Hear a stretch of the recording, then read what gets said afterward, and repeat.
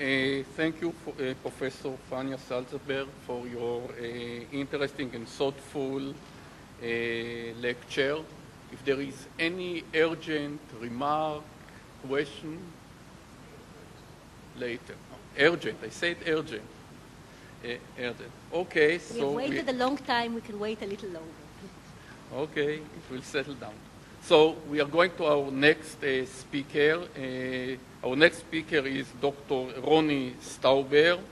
Dr. Stauber teaches at the Department of Jewish History at Tel Aviv University. He is the academic director of the Weiner Library, a senior fellow at the Kantor Center for the Study of Contemporary European Jewry, and a member of Yad Vashem Scientific Committee.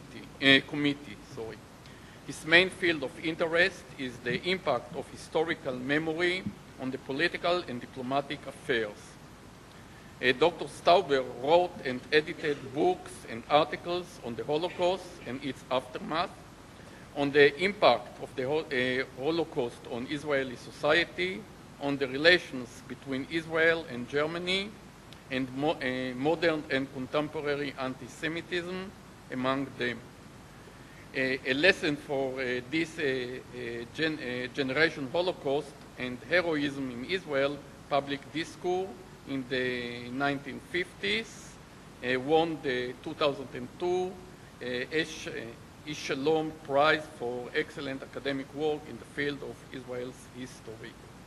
His current research focuses on the role of Israel's Foreign Office in establishing a new relationship between Germans and Jews, particularly on the impact of Holocaust memory on the relationship between Israel and the Federal Republic of Germany during the period 1953 to 1965. Dr. Stauber, please.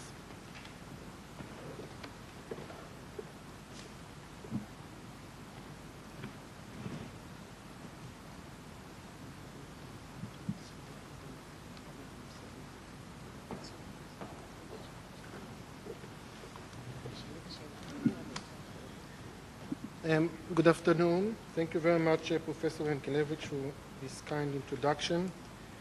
And may I thank first to the organizers of this conference, Professor Porat and Dr. Farberg, for putting together such an interesting program.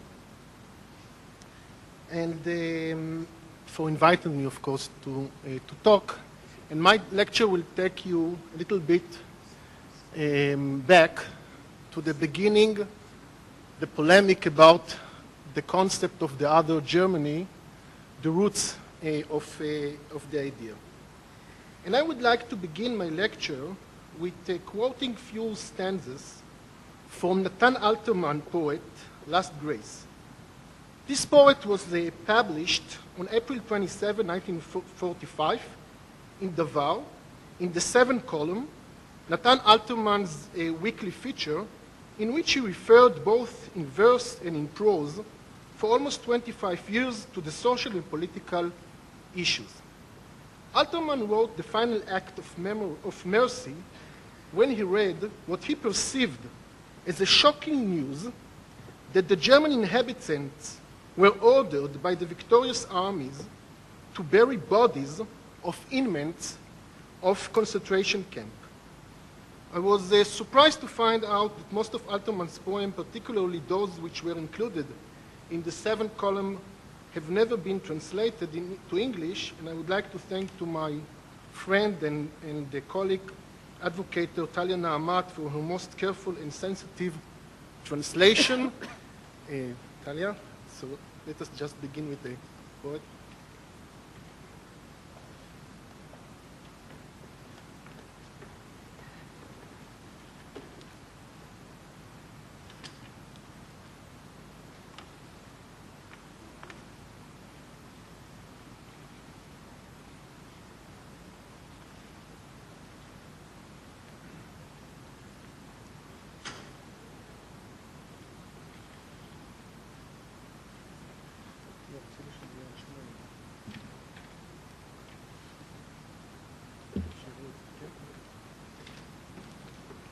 Last Grace, Nathan Alterman.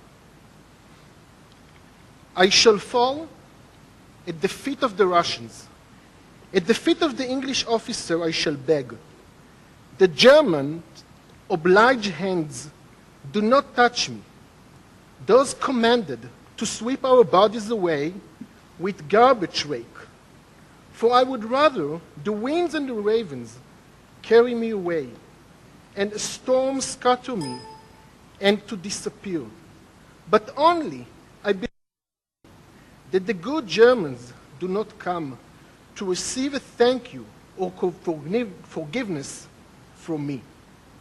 Their souls I shall not request, nor shall I hunt their sons. But for one thing does my squashed corpse beg, that I shall not be laid to rest by their hands. Do not let them pay me this grace.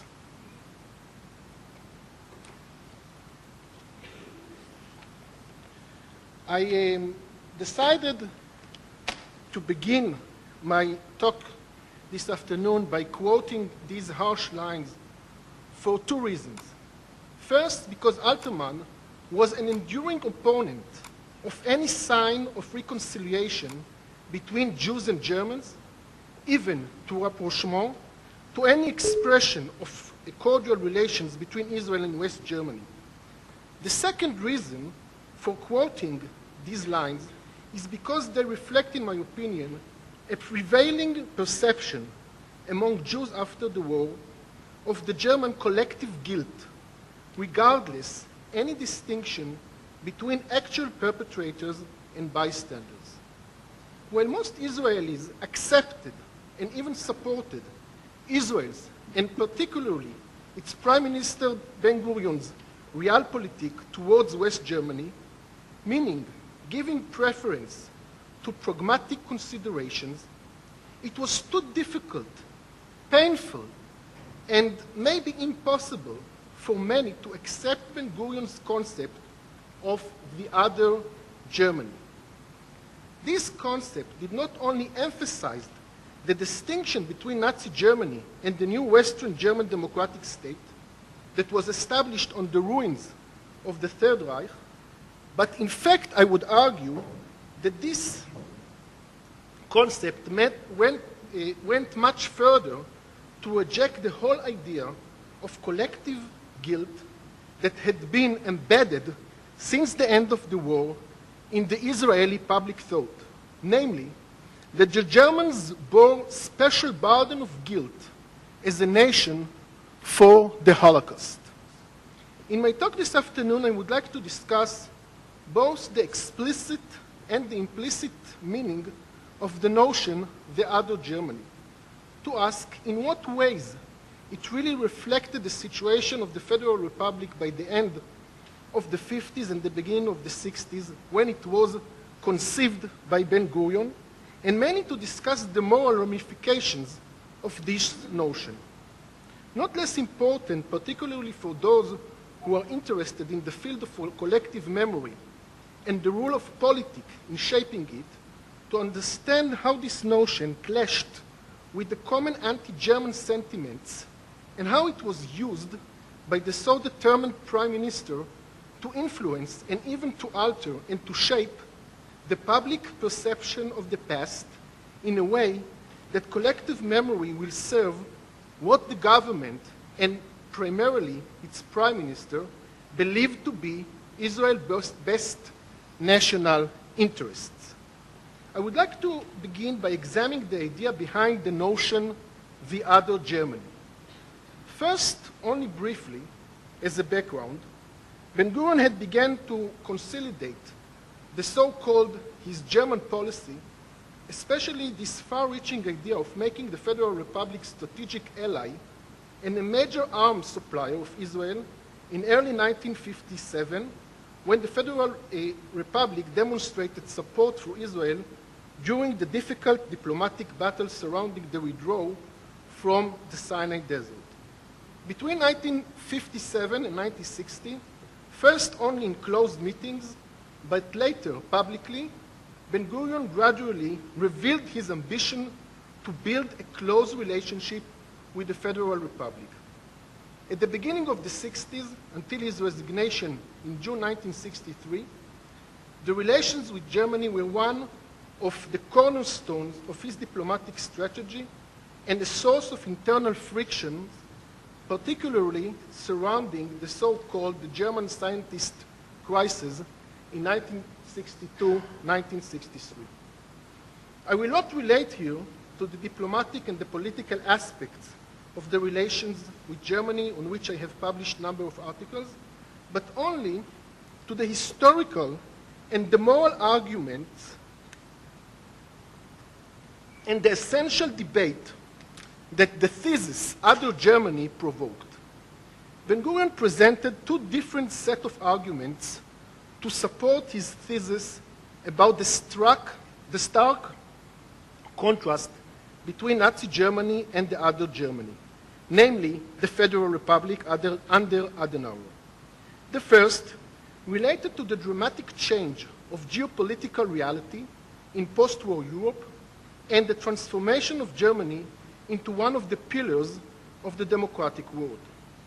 Much more interesting and important for our discussion, however, were the moral arguments that Ben-Gurion raised as part of his efforts to shape a dominant public perception that will support rapprochement, friendly relation with the Federal Republic. And I quote, "We need friends who are able and willing to equip the Israeli Defense Force in order to guarantee our survival. But if we regard Germany or any other country as a Satan, we shall not receive arms," he told the members of the Knesset during the first debate in July 1959 on the weapons contract with the Federal Republic. Ben-Gurion used the term political friendship to define what he was seeking for in the relation with Germany. He presented the restoration of cordial relations between France and Germany, the creation of partnership on which the whole vision of European community was based, as a perfect example for possible rapprochement in spite of difficult past and mutual negative stereotypes. And I quote, "These two countries strengthen their ties more and more, not necessarily because they like each other, but because they need each other. This is the foundation for political friendship." Having said that, however, Ben-Gurion quite understood, as it appears from other things that he said during the debate, that in the light of the terrible past, the painful memories, pragmatism and realpolitik are not enough for creation, a groundwork for rapprochement. By the end of 1959, following the first debate over the armed deal with West Germany, as well as in 1960 and 1961, following the historic meeting with the Chancellor Adenauer, and in the wake of the capture of Adolf Eichmann, the moral dimension became dominant in Ben-Gurion argumentation. During these years, he had to confront prominent intellectuals and public figures such as Alterman, who undoubtedly admired Ben-Gurion, but did not hesitate to criticize him on his German policy, people like Eliezer Livne and Yitzhak Tabenkin, to mention only three, whose criticism on Ben-Gurion policy focused on moral issues. Studies dealing with issues relating to rapprochement and reconciliation between nations and states in the light of painful past emphasized that recognizing and accepting responsibility for wrongdoings, for past crimes, is prerequisite for any process of establishing or restoring of friendly relations. This is particularly true when there is a basic understanding who were the perpetrators and who were the victims. Acceptance of responsibility for past crimes, a penitent stance, expression of remorse are all important foundations, crucial in the long process towards friendly relations between states and nations. In 1951, as a prerequisite for the beginning of direct negotiations with the Germans over the reparations, Israel demanded from Adenauer a statement of recognition in the evil acts that were committed against the Jews and the acceptance of responsibility.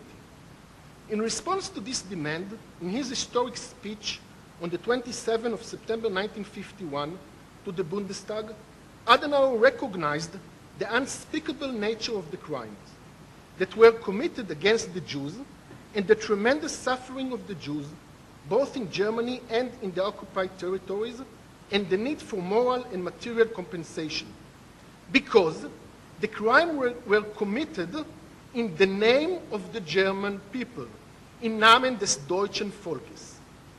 These were keywords in Adenauer's speech, in which each word was carefully considered, and thus they call for an explanation to which I'll come back shortly. For Ben-Gurion, however, the acceptance of responsibility was the main moral argument in his Other Germany thesis, and here he made a moral distinction between the behavior of democratic West Germany and the communist East Germany. And I quote, and please pay attention to the words that Ben-Gurion used.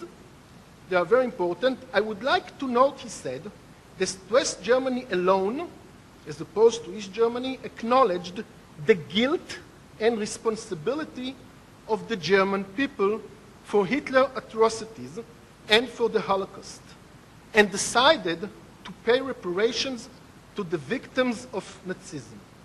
Guilt and responsibility were the words that Ben-Gurion used. But the statement of the Israeli Prime Minister was not fully accurate. As a matter of fact, Adenauer, in the name of the Federal Republic, never acknowledged collective guilt, not even indirect guilt of the Germans. The German population during the Nazi era, for the persecution of the Jews culminated in the murder of the European Jewry. He did not even repeat the term the President Theodor Heuss had used in his speech in Wiesbaden in December 1949. He used the words collective shame, collective sham, which morally is very close, in my opinion, to the idea of collective guilt. As we have already seen, Adenauer's thesis was that the Federal Republic took upon herself to pay reparations to the victims, not because of any guilt feelings or responsibility of the German population, be it political or social, for National Socialism crimes, but because it was done in the name of the Germans, im Namen des deutschen Volkes. Moreover, Adenauer claimed that most Germans during the Nazi era abhorred the policy against the Jews. One of the practical consequences of this concept in the Federal Republic was making a distinction between an allegedly tiny group of Nazi criminals on the one hand and most of the German population on the other.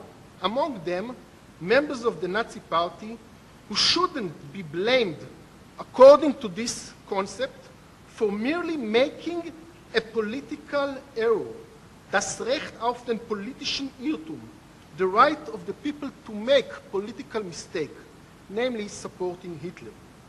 This thesis also distinct between the so-called the fellow travelers, the Mitlaufer, meaning those who quickly accommodated themselves to the ideological policy of Nazism and served the regime for opportunistic reasons, providing that they did not commit criminal acts. Those fellow travelers, as opposed to the ideologist, ardent, devoted Nazis. A distinction that the British historian Gerald Reitlinger sarcastically called the SS alibi of Germany. Prior to Eichmann trial, Adenauer went even further. Worried about the negative impact that the trial would have on the image of the Germans, Adenauer completely obliterated the distinction between perpetrators, bystanders, and victims, claiming that like other people in Europe, the Germans also be considered as victims of the Nazi regime. And I quote, in Germany, German Nazis committed against other Germans the same crimes that Eichmann committed against the Jews. I was here from the very beginning until at the end. The number of the Nazis was not large. The German suffering from the German regime was terrible. Most people who could help the Jewish compatriots willingly helped them, with great satisfaction. Ben-Gurion, as it appears from the special interview that he gave to Haaretz on the eve of Rosh Hashanah in 1959, realized that providing forceful explanation to the distinction between collective guilt and collective responsibility is crucial to his whole concept regarding the under-Germany. It should be noted that Haaretz editor, Gershom Schocken, was one of those intellectuals and public figures who opposed the idea of rapprochement with Germany. As opposed to what he said in the Knesset a couple of months earlier, now in the fall of 1959, Ben-Gurion made a clear moral distinction between these two notions, collective guilt versus collective responsibility. Unlike Adenauer, he thought that the Germans do bear responsibility for the Nazi crimes, not only because it was done in their name, but because they supported Hitler. On the other hand, from a moral point of view, he vehemently opposed the concept of collective guilt, using the biblical dictum in kind of Ben-Gurion modification, claiming that the Nazis' sins should not be visited upon the Germans, because that would indeed be subscribing to race theory of the Nazis. And he said, each will die for their own sins. Moreover, he claimed that those Germans who were adults during the Nazi era have passed such a profound change, really a transformation since the defeat of Nazi Germany, and as citizens of the Federal Republic, that they are now different from the way that they used to be. He meant that they are different in terms of political awareness. They became part of the Western democratic world. They adopted democratic values. And more than anything else, their government accepted responsibility on the past crimes and was willing to compensate the victims. It is, I quote, "It is untrue that this is the same generation. There are only few Nazis in Germany today, but the German people are not Nazis. I hate the Nazis. I don't hate the German people. They are like any other people." As I noted before, Ben-Gurion's position concerning the notion of the other Germany provoked a sharp controversy and criticism in Israel. Intellectuals and public figures such as Alterman and Schocken did not oppose to formal bilateral relations based on Israel's urgent needs. However, they opposed friendly relations, particularly cultural relations. Against the distinction that Ben-Gurion made between Germans and Nazis, it was claimed that the backbone of the contemporary German society was made up of the same Germans who supported Hitler's policy against the Jews, and that most Germans had shown no mercy and empathy with the suffering of their Jewish compatriots. Against Ben-Gurion's claim that Germans in the Federal Republic passed a profound change, it was claimed that profound change requires genuine confrontation with the past, and that the failure of the Federal Republic to confront its past actually promoted a kind of continuity with Nazi Germany. Those who opposed the cordial relation with the Federal Republic claimed that asking for rapprochement, let alone reconciliation, is impossible without acknowledging first your wrongdoings, accepting responsibility on your deeds. It was claimed that instead of facing its past, the Federal Republic placed over that period a wall of silence. Ben-Gurion critics also emphasized the reluctance of the German legal authorities to bring Nazi criminals to justice, and the significant role of ex-Nazis in every section of the Federal Republic administration. To sum up, documents on the relations between Israel and the Jewish organizations in Adenauer, part of whom were declassified only recently, clearly show that Adenauer, the father of democratic Germany, which was established on the ruins of the Third Reich, was undoubtedly one of Israel's best and loyal friends ever, above and beyond only pragmatic considerations. The security and the prosperity of the State of Israel were very important for him.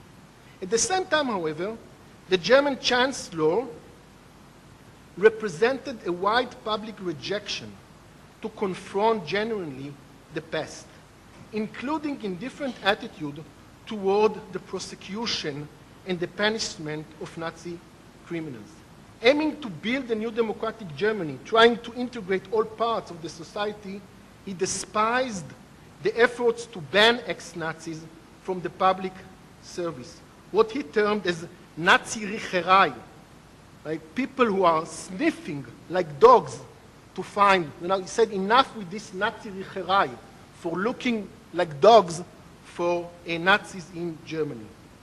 At the beginning of 1953, shortly after the ratification of the Reparations Accord, Social Democratic Party leader and the Bundestag deputy chair, Carlos Schmid, said, and I quote, "It would be a disaster for Germany if the Germans were to think that they bought forgiveness by ratifying this agreement, and that now they can move on to business as usual with Israel and the Jews." Schmid's warning was well-founded. Many Germans and their leaders seem to have perceived the reparations as a substitute for national soul-searching by German society into its wartime conduct. The long road towards profound and sincere confrontation with the past began a decade after the end of Adenauer era. It had begun during the Federal Republic era and continued after the German reunification. It saw ups and downs, and I'll mention here briefly only a few phases.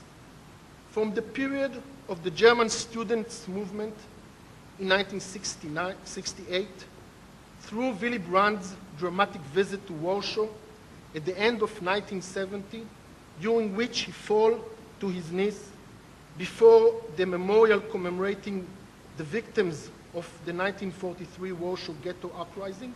Still 40% of the Germans in the Federal Republic felt that Brandt's gesture had been exaggerated. Another important phase was the screening of the American-made miniseries Holocaust in 1979, which had an enormous impact on the German public. It is important to mention the Bitburg affair in 1985 and the fierce polemic that it provoked regarding the uniqueness of the Nazi crimes. But more important, it was followed by the historical speech of the Federal Republic President Richard von Weizsäcker, in which he expressed his support in the creation of what Thomas Berger called culture of contrition, claiming that the ability to show remorse for the past is duty of every German citizen and should itself be a source of pride for the German nation. It is clear that as opposed to this impressive process towards coping with the past, by the end of the 50s, the self and the national consciousness of most Germans who lived in what Ben-Gurion called the other Germany did not include awareness and compassion, let alone remorse and contrition in regard to the Jewish unique tragedy. When in the fall of 1959, Theodor Adorno addressed the question, what does coming to terms with the past mean? He observed, among other things, that willful forgetting, and not awareness is what really characterized the attitude of most Germans to the Nazi past.